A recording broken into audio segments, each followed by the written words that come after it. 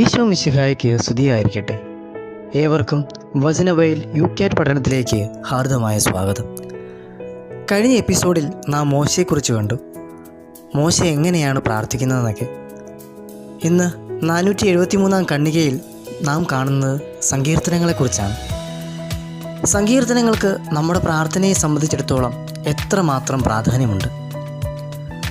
സങ്കീർത്തനങ്ങളും അതോടൊപ്പം സ്വർഗസ്ഥനായ എന്ന ജപവും സഭയുടെ പ്രാർത്ഥനകളുടെ മഹാനിക്ഷേപത്തിൻ്റെ ഭാഗമാണ്. അവയിൽ ദൈവസ്തുതി കാലപരിധിക്ക് അതീതമായി ആലപിക്കപ്പെടുന്നു. പഴയ നിയമത്തിൽ 150 സങ്കീർത്തനങ്ങളുണ്ട്.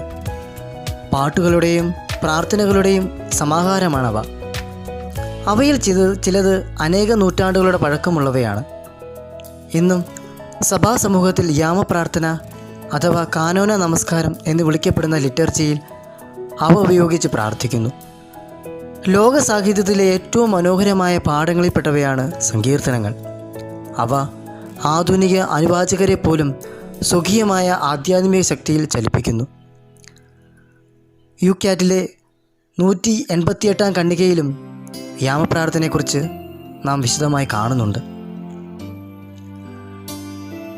നമുക്ക് പ്രാർത്ഥിക്കാം.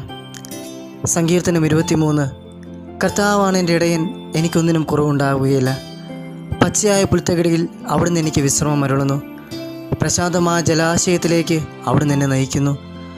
അവിടുന്ന് എനിക്ക് ഉന്മേഷം നൽകുന്നു. തൻ്റെ നാമത്തെ പ്രതി നീതിയുടെ പാതയിൽ എന്നെ നയിക്കുന്നു. മരണത്തിൻ്റെ നിഴൽ വീണ താരയിലൂടെയാണ് ഞാൻ നടക്കുന്നതെങ്കിലും അവിടുന്ന് കൂടെയുള്ളതിനാൽ ഞാൻ ഭയപ്പെടുകയില്ല. അങ്ങയുടെ ഊന്നുവടിയും ദണ്ടും എനിക്ക് ഉറപ്പേകുന്നു. കർത്താവേ, സങ്കീർത്തകൻ പറയുന്ന പോലെ അങ്ങാണ് ഞങ്ങളുടെ അഭയം. അങ്ങ് കൂടെയുള്ളതിനാൽ ഞങ്ങൾ ആരെയും ഭയപ്പെടുകയില്ല.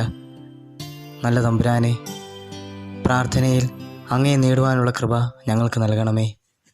ആമേൻ.